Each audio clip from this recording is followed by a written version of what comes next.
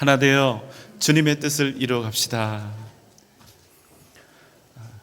오늘 68주년 되는 교회 창립주일입니다. 주일 2부 예배에 오신 우리 사랑하는 성도님들을 주님의 이름으로 환영하고 축복합니다.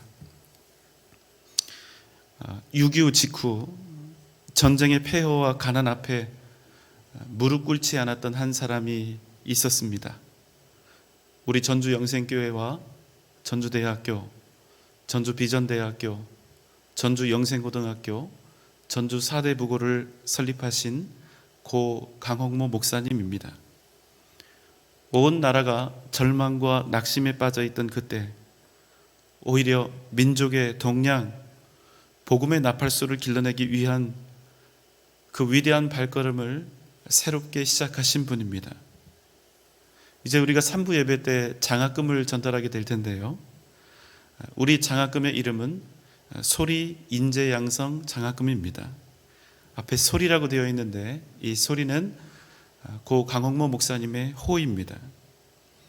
우리 교회는 목사님의 그 귀한 뜻과 사랑을 기억하며 크리스천 리더를 양성하고 사람을 세우는 일에 더욱더 최선을 다할 것입니다. 여러분 잘 알고 계시다시피 우리 교회의 비전은 1만 성도를 이루는 것입니다. 그렇지만 우리가 이러한 비전을 품은 것은 그저 우리가 수가 많은 교회가 되기 위한 것이 아니라 이 나라에서 크리스천 리더를 길러내는 일에 가장 많은 투자와 가장 많은 장학 사업을 하는 교회가 되기 위해서입니다. 우리는 이 나라를 변화시켜 갈 것입니다. 우리는 이 나라, 이 민족을 구원하는 하나님의 복된 도구가 될 것입니다. 대한민국을 이끌고 나아갈 인재를 양성하는 일, 믿음의 역사를 이뤄가는 인재를 키워가는 일에 우리 성도님들께서 항상 함께 기도해 주시고 또 동참해 주시기를 주님의 이름으로 부탁을 드립니다. 엘리야 선지자가 사역했던 그 시대는 어두움과 고통이 가득했던 때였습니다. 우상 숭배는 극에 달했고 악한 왕과 왕비는 폐역한 통치로 백성들을 괴롭게 하였으며 온 백성들을 악의 구렁텅이로, 사망의 구렁텅이로 몰아가고 있었습니다. 아무런 소망도 없고 희망도 없었던 그때 혜성처럼 나타난 한 사람이 있었는데 그 사람이 바로 엘리야 선지자였습니다. 그는 죽어가고 있던 이스라엘 땅에 하나님의 말씀을 선포하고 만연되어진 우상 숭배를 깨뜨리며 다시금 백성들의 마음을 하나님께 돌아오게 했습니다. 그 대표적인 사건이 무엇이었을까요? 갈멜산에서 450명의 바알 선지자, 400명의 아세라 선지자와 함께 총 850명의 이 악한 선지자들과 함께 대하여 하늘에서 불이 떨어지는 그런 대결을 한 것입니다. 결과는 어떻게 되었을까요? 먼저 850명의 이방 선지자들이 자신의 신들의 이름을 부르며 외칩니다. 우리에게 응답하소서, 우리에게 응답하소서. 그래도 아무런 응답이 없자 이번에는 자신들의 몸을 칼과 창으로 상처를 내서 피를 흘리면서 자기 신들의 이름을 불렀습니다. 우리에게 응답하소서. 그렇지만 아무런 일도 역시 일어나지 않았습니다. 이에 엘리야가 이미 무너져버린 여호와의 그 제단을 다시 쌓아 올리고 하나님 앞에 이렇게 기도하는 것입니다. 열왕기상 18장 36절 37절의 말씀입니다. 저녁 소재 드릴 때에 이르러 선지자 엘리야가 나아가서 말하되 아브라함과 이삭과 이스라엘 하나님 여호와여, 주께서 이스라엘 중에서 하나님이신 것과 내가 주의 종인 것과 내가 주의 말씀대로 이 모든 일을 행하는 것을 오늘 알게 하옵소서. 여호와여, 내게 응답하옵소서. 내게 응답하옵소서. 이 백성에게 주 여호와는 하나님이신 것과 주는 그들의 마음을 되돌이키심을 알게 하옵소서. 나의 하나님, 오직 주님만이 하나님이신 것과 내가 주의 뜻 안에 있음을 알게 하옵소서. 이곳에 있는 모든 백성들이 주 여호와가 하나님이신 것과 주는 그들의 마음을 돌이키시는 분이신 것을 알게 하옵소서. 그래서 여러분 어떤 일이 벌어졌습니까? 열왕기상 18장 38절 39절의 말씀입니다. 이에 여호와의 불이 내려서 번제물과 나무와 돌과 흙을 태우고 또 도랑의 물을 핥은지라 모든 백성이 보고 엎드려 말하되 여호와 그는 하나님이시로다. 여호와 그는 하나님이시로다. 엘리야 선지자가 기도하자 물에 흠뻑 젖어 있었던 그 제단으로 불이 떨어져서 불이 내려와서 도랑의 물까지도 완전히 태워버린 것입니다. 그러니까 우상 숭배와 어둠 속에 빠져 있던 백성들이 그 순간 정신이 번쩍 났던 것입니다. 이에 엘리사 선지자의 외침에 따라 바알과 아세라 선지자를 모두 잡아서 기손시대에서 처단합니다.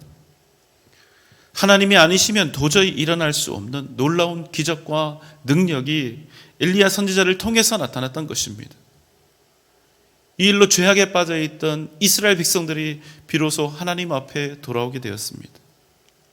여러분, 사람들의 눈에 이 엘리야 선지자가 어떻게 보였을까요?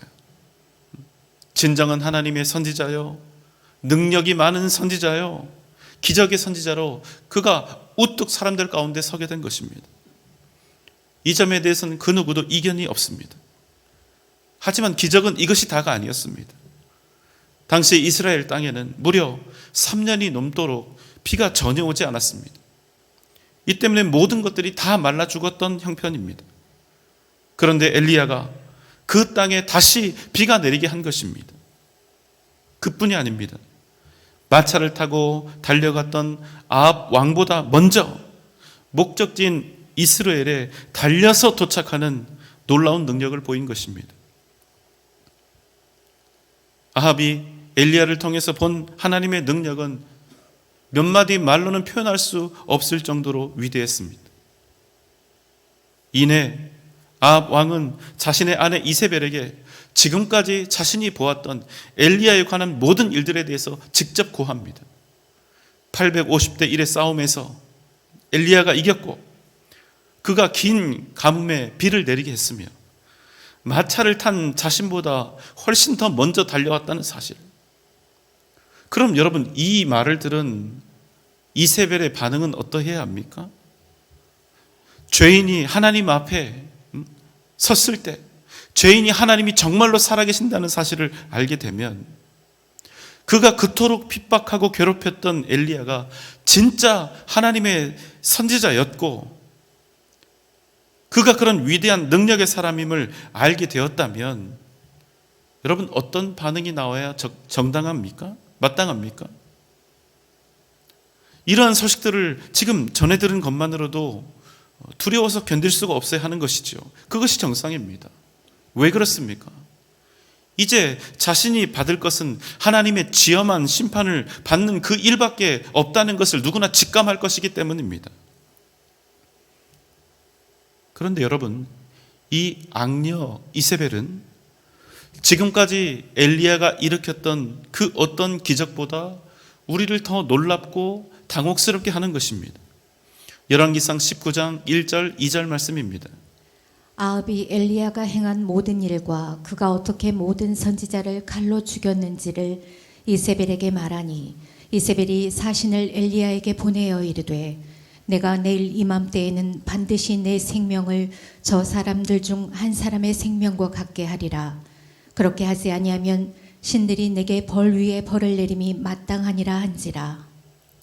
남편인 아합 왕으로부터 엘리야가 행했던 그간의 일들을 들은 이세벨은 엘리야에게 즉시 사람을 보내서 이렇게 말하는 것입니다. 내가 내일 이맘때까지 너를 반드시 죽이고야 말 것이다. 내가 너를 죽이지 못한다면 내가 믿는 신들에게 어떤 벌이라도 받게 될 것이다. 여러분, 이 상황이 상상이 되십니까? 내가 벌을 받고 심판을 당하더라도, 벌받아 죽더라도 너만은 내가 꼭 죽이고야 말겠다는 것입니다. 그래서 여러분, 그 후에 어떤 일이 벌어집니까? 열왕기상 19장 3절 4절의 말씀입니다. 그가 이 형편을 보고 일어나 자기의 생명을 위해 도망하여 유다에 속한 부엘세바에 이르러 자기의 사환을 그곳에 머물게 하고 자기 자신은 광야로 들어가 하루길쯤 가서 한 로뎀나무 아래에 앉아서 자기가 죽기를 원하여 이르되 여호와여 넉넉하오니 지금 내 생명을 거두시옵소서. 나는 내 조상들보다 낫지 못하니이다 하고. 엘리야가 이 이세벨의 이 말을 듣고 무서워서 도망을 친 것입니다. 하나님의 위대한 선지자가 이 여자를 피해서 도주한 것입니다. 그리고 하나님 앞에 이렇게 부르짖는 것입니다. 주여, 차라리 날 죽이십시오. 내가 아무리 믿음으로 살아봤자 무슨 소용이 있단 말입니까? 내가 아무리 기를 쓰고 이방 선지자들을 때려잡으면 무엇합니까? 어차피 주님, 제가 이제 저 악녀, 저 왕비 이세벨에게 죽게 생겼으니 차라리 하나님이 죽이십시오. 여러분, 위대한 하나님의 종이 완전히 인생의 절망에, 영적 절망에 빠져버린 것입니다. 엘리야도 이런 경우는 상상도 못했거든요. 바알과 아세라 선지자와의 그 승리, 비를 내리는 기적, 이 정도면 모두가 다 기절초풍하고 엎드리며 항복할 줄 알았거든요. 그런데 여러분, 전혀 아니었다는 것입니다. 여러분, 잊지 마십시오. 세상은 우리가 생각하는 것보다 훨씬 더 강력합니다. 우리가 그저 기도 몇 번 하고 예배 몇 번 잘 드리면 이길 수 있는 세상이 아니라는 말씀이에요. 그렇게 만약 우리가 정말로 믿음으로 살기를 바란다면, 그냥 적당히 내가 믿음으로 살아야지 이런 마음이면 절대로 우리가 믿음으로 살지 못하게 된다는 것입니다. 엘리야에게 어떤 마음이 들었을까요? 하나님이 다른 건 몰라도 이 여자한테서만은 날 구해주지 못하겠구나, 이런 의심과 두려움이 엄습한 것입니다. 제단 위에 하늘로부터 불이 내리게 하고 3년의 가뭄을 멈추고 마차보다 더 빨리 뛰는 능력이 있어도 여러분, 믿음을 잃으면 결국 세상 앞에 무릎을 꿇을 수밖에 없다는 것입니다. 한 번 잘 믿으면, 한 번 결단하고 믿으면 다 된다, 다 끝난다, 다 이긴다가 아니라, 여러분, 우리는 매 순간마다 모든 문제마다 하나님 앞에 엎드려 하나님을 구하고 의지해야 한다는 것입니다. 오늘 기도 한번 열심히 했다고, 말씀 많이 읽었다고, 예배를 열심히 드렸다고 해서 그것 자체로 우리가 온전히 믿음으로 살 수 있다는 그것을 의미하지 않는다는 것입니다. 여러분, 그렇기에 우리의 능력은 다른 데서 오는 것이 아니라 오직 믿음에서 온다는 것입니다. 우리의 능력은 우리의 고집스러운 배짱이나 용기에서 나오는 것이 아니라 오직 살아계신 하나님을 향한 그 믿음에서 나온다는 사실입니다. 만약 우리가 이 사실을 잊는다면 우리는 언제라도 넘어질 수 있습니다. 앞에 있는 이 목사를 비롯해서 특별히 많은 성도들의 존경과 사랑을 받는 사람, 교회에서 많은 일을 하는 사람, 많은 헌금을 하고 많은 사람들의 칭찬을 받는 사람일수록 더욱 그렇게 될 수 있다는 것입니다. 그래서 위대한 믿음의 사람처럼 보였던 사람들이 오히려 더 잘 넘어지고 더 잘 쓰러지고 깨지는 것입니다. 고린도전서 10장 12절의 말씀입니다. 그런즉 선줄로 생각하는 자는 넘어질까 조심하라. 그래서 주님이 이렇게 말씀하시는 것입니다. 선줄로 생각하거든 오히려 넘어질까 더 조심하라는 것입니다. 여러분, 우리가 누굴 보면 알 수 있습니까? 엘리야 선지자는 성경 전체에서 보아도 정말 손에 꼽을 수 있는 그 위대한 기적과 능력을 행한 후에 그가 오히려 낙심하고 쓰러졌다는 사실입니다. 우리가 이 세상 속에서 믿음으로 살아갈 때 세상의 반응은 어떻습니까? 그래서 뭐가 어쩌다는 건데? 네가 믿음으로 살아서 뭐가 어떻다는 건데? 너희 하나님은 무엇이고 너희 믿음이 도대체 어디 쓸 데가 있느냐는 것입니다. 그렇게 정말 너희 하나님이 힘이 있고 능력이 있으면 어디 나랑 한번 해보자, 이런 것입니다. 이세벨은 엘리야를 향해 외치는 것입니다. 그래 봤자 내가 너 하나는 반드시 죽이고야 말겠다는 것입니다. 네가 무슨 놀라운 기적을 일으켰든, 너희 하나님이 정말로 있든 없든 내가 너 하나만은 꼭 죽이고 가겠다는 것입니다. 내가 너를 죽일 때, 내가 너의 인생을 박살낼 때 너의 하나님이 너에게 무슨 도움을 줄 수 있는지 내가 한번 보겠다는 것입니다. 여러분, 세상 사람들이 우리를 향해서 이렇게 외치면, 그 어떤 능력과 기적 앞에서도 이렇게 우리에게 공격해 들어온다면 여러분, 겁이 날까요? 안 날까요? 겁이 납니다. 왜 그렇습니까? 아무리 하나님의 뜻대로 살아도 소망이 보이지 않는 것입니다. 아무리 하나님의 말씀에 따라 순종하며 살아도 세상은 너무나 강하고 내 마음대로, 내 뜻대로 이기기 너무나 힘든 존재라는 사실을 매일매일 우리는 삶 속에서 실감할 수밖에 없다는 거예요. 그럼 여러분, 자칫 우리가 어떻게 되기가 쉽습니까? 절망에 빠지게 되는 것입니다. 이렇게 거칠고 험악한 세상, 내가 믿음으로 산다고 해서, 성경에 나와 있는 그 말씀대로 산다고 해서 이 세상이 정말로 바뀔까? 정말 하나님의 뜻이 이 땅에 이루어지고 진정 구원과 생명의 역사가 나타날 수 있을까? 이런 회의와 의심에 빠지게 되는 것입니다. 오늘 예배를 드리고 있는 우리 성도님들의 마음은 어떻습니까? 그런데 여러분, 바로 그 지점에서 하나님은 우리에게 이렇게 물으신다는 것입니다. 그래도 내가 믿음으로 살겠느냐? 믿음으로 사는 일이 눈앞에 아무런 유익을 줄 수 없고 세상 부귀영화가 아닐진데 오히려 세상 사람들로부터 핍박과 환난을 당할 수 있음에도 불구하고 그래도 내가 주 예수 그리스도의 그 이름을 구하며 살겠느냐?